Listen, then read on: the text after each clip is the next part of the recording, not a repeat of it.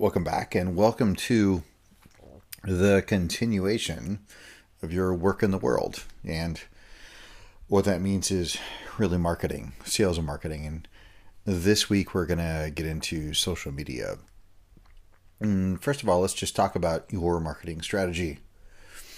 While much has remained the same in terms of effective marketing strategies, much has changed in the last 20 years. So first, let's talk about what not to do. And sadly, some of these things are items that people think you have to do when you start a business. And the conventional wisdom says you're supposed to do. And frankly, many of them are simply a waste of money.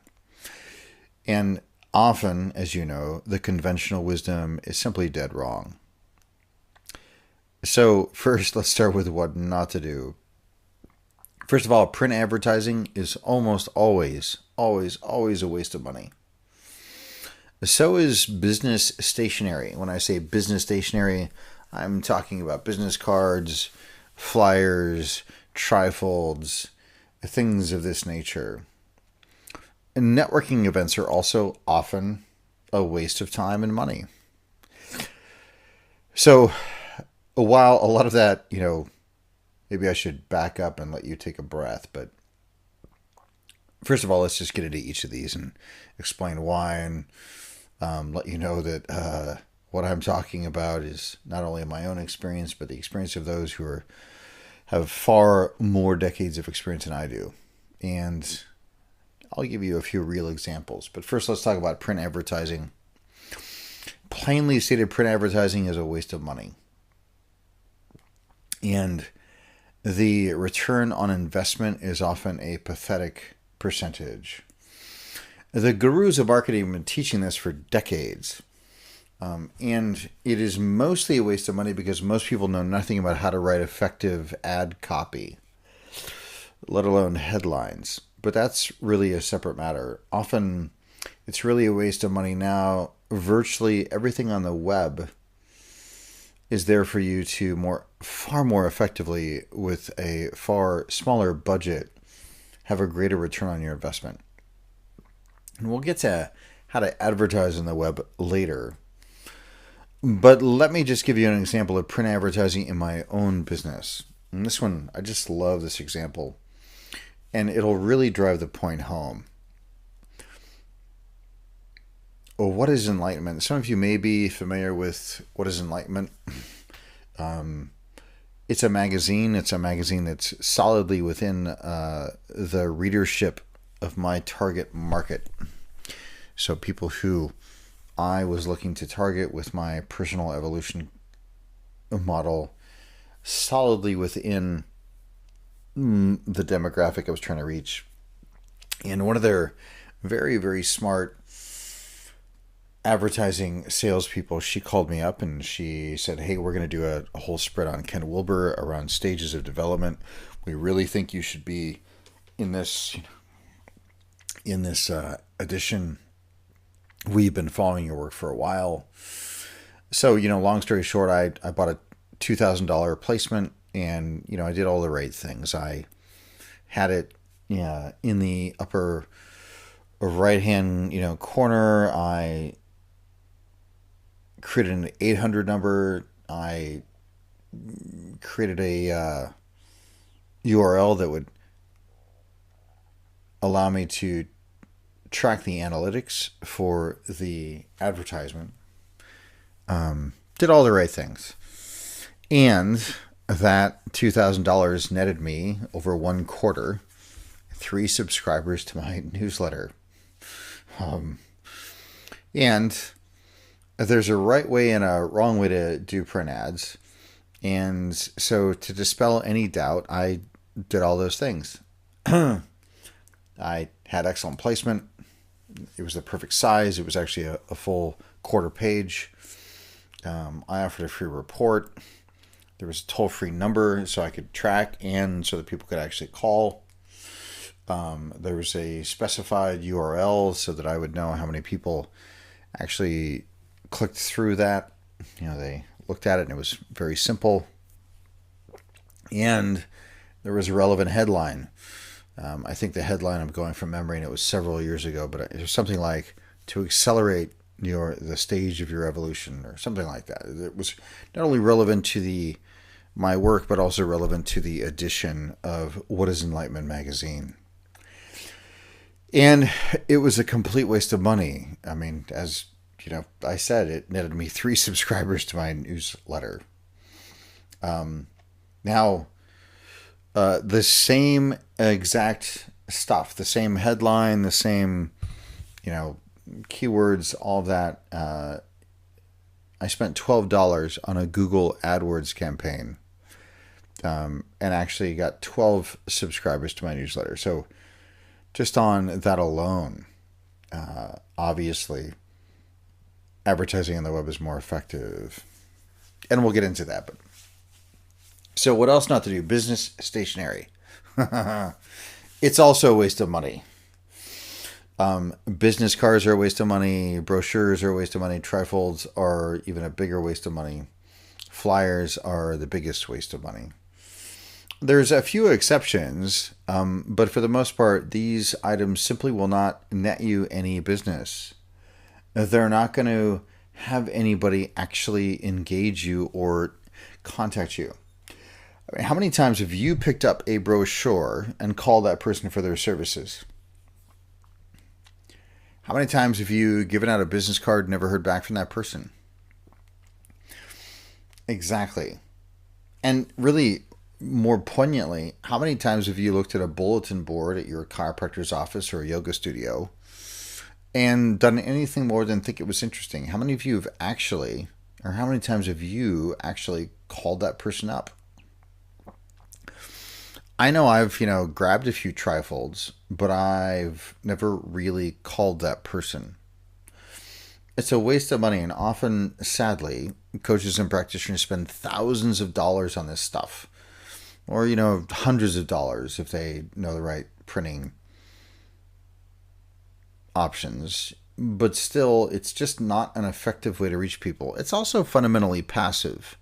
It doesn't actually have you in control of your business. It's still an orientation that has you print a bunch of stuff up, you spend a lot of money on it, you have somebody or you yourself put it all over the place, and then you simply wait by the phone. And that's just not a way to build your business. And, heck, I don't even have business cards. I haven't for a few years. So let's talk a bit more about this. But, first of all, what I do have is scratch paper to get someone else's information, which is what will make the rest of this a lot more meaningful for you.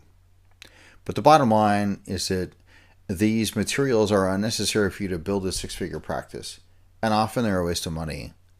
And typically they're incredibly ineffective in terms of copy when someone does design one for you, or you do it yourself. So save your money for something that will actually net you business.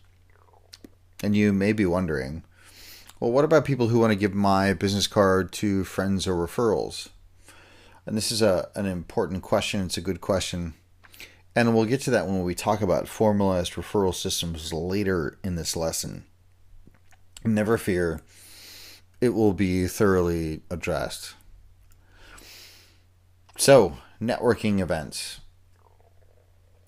These are optional.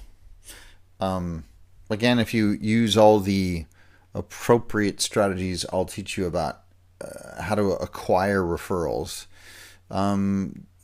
Then they can be effective, but they're optional. I will say a few things about them, though. First of all, here's the most judgmental thing I'll say. They're sort of the last resort for people who don't know how to market. People go to networking events, they shove cards in each other's hands, and it all really depends on whether or not you understand how to interact with that person, whether that's going to make a difference or not anyway. Most people who are there, if they're specified networking events, they're also desperate for business. So it ends up being, I don't know, I've just found it to be lackluster. And again, there's a right way and a wrong way to do them. So I'm not saying that they're, something that you should avoid, but I will say that there's a right way and a wrong way to do it, and that they're definitely optional.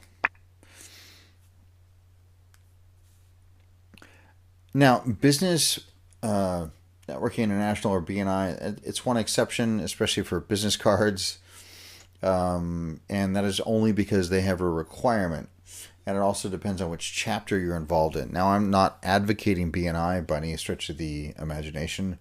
What I will say is it's not really a networking event.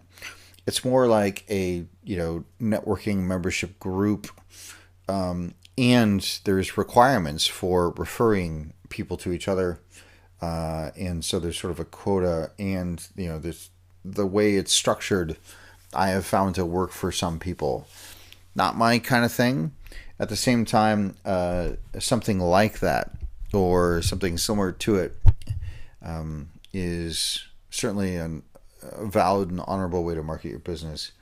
But again, I would fall back on the fact that in terms of really taking your business in your own hands, there are more effective, more powerful ways to do it, which we will, of course, get into. Also, BNI is really its own formalized referral system.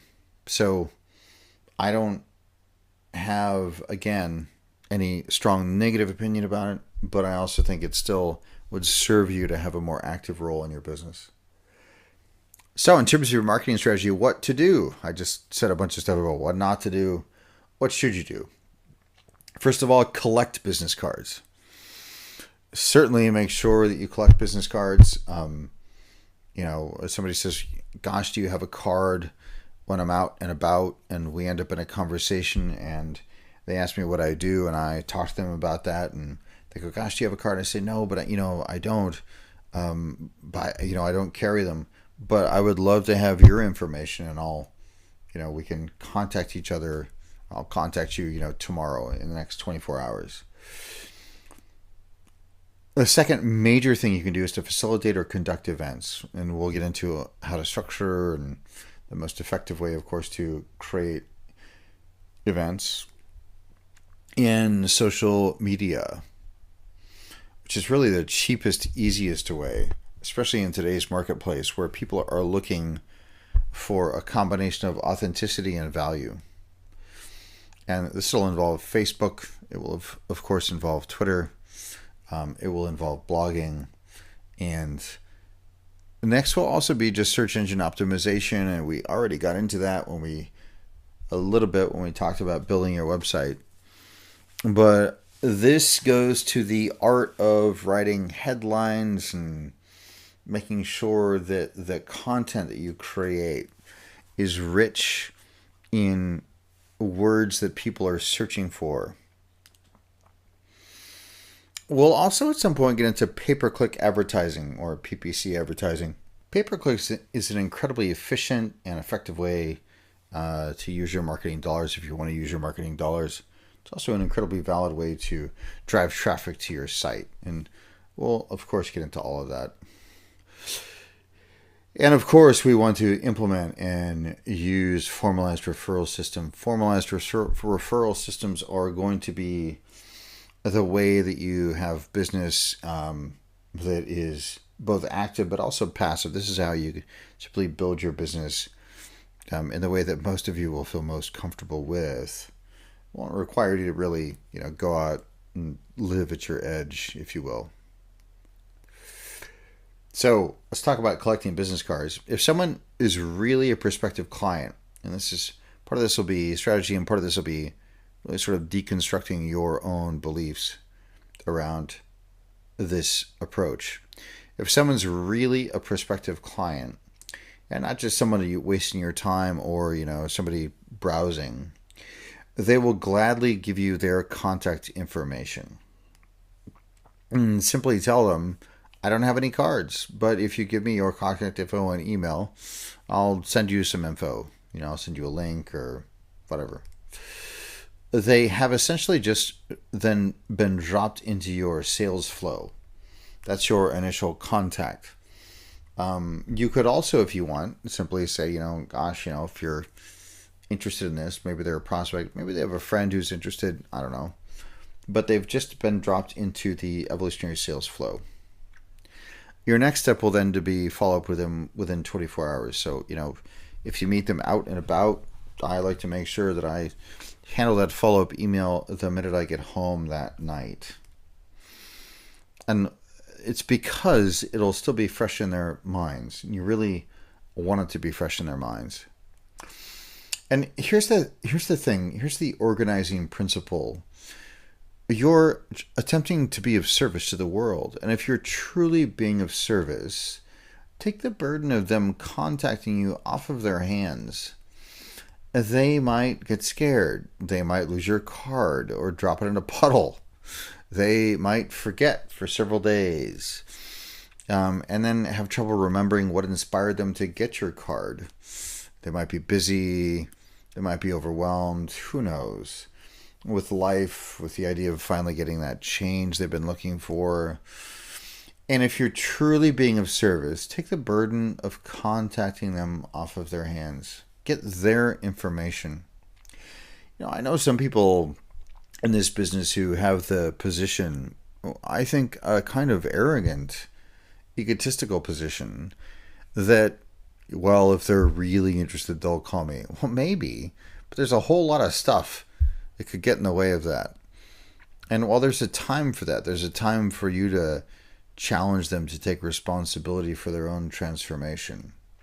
At first, you want to take all the obstacles away from them and just be engaged and be of service. This doesn't mean for you to be silly and not honor your own boundaries or anything like that. But what it does mean is there's a time to be engaged and a time to drop boundaries. And in the beginning, it's a time for you to really be of service to them fully without them having to worry about anything or jump through any hoops.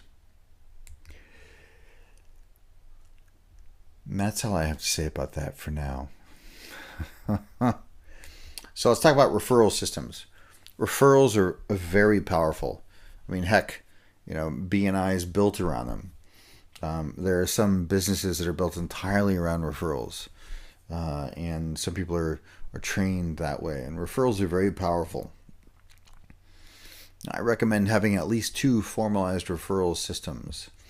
I'll explain what they are in a few minutes.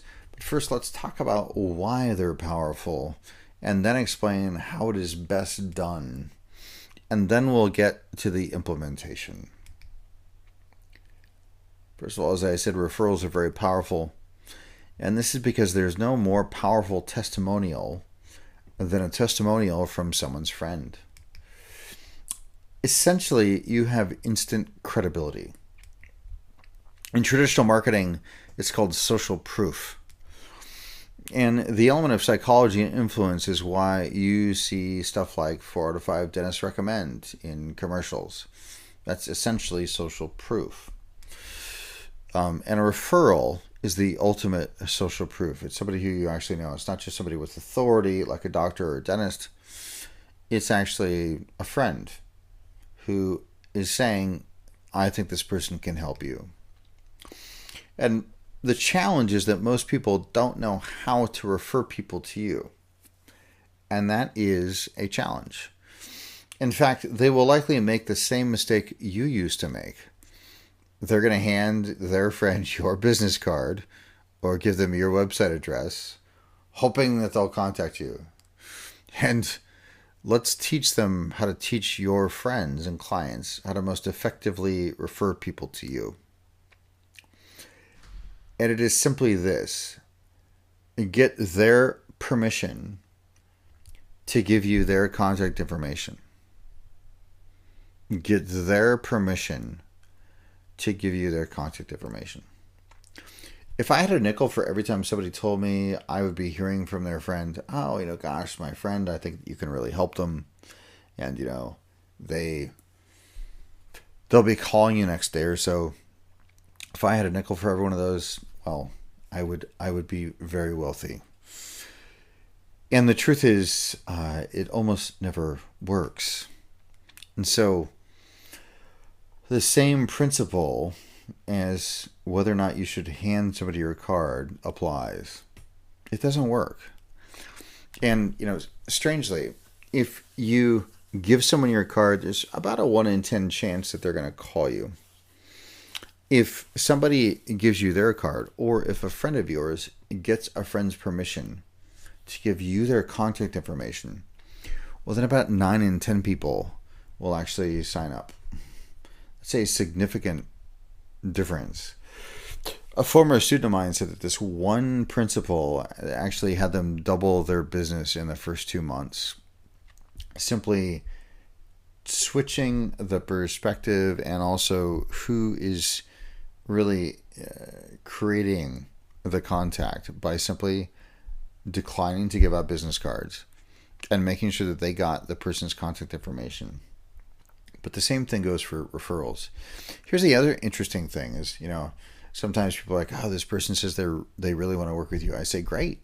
We'll get their permission to give me their contact information. And, most times somebody goes, oh, great, here it is. They're expecting your call. I say, wonderful. But every once in a while, you get somebody who says, oh, they said no, they're not quite ready. Oh, perfect. Wonderful. We've basically just filtered out the person who isn't ready and would be a waste of your time to follow up with anyway. So again, getting their permission to give you their contact information.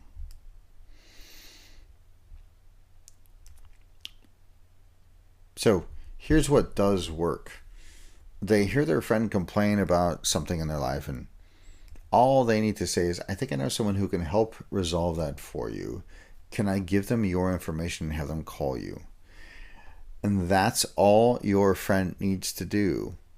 Your former client, former student needs to do. Your colleague needs to do. And that's it. Get their permission to give you their contact information. Now, coach them to defer all questions to you. So they say, well, gosh, what do they do? Say, they really would be much more qualified to answer that than I would. And if the person wants to know what you do or how to do it, all they should say as little as possible and simply say, if they can explain that much better than I can I give them your contact information? They offer a complimentary chat and exploratory session. Nothing to lose and everything to gain.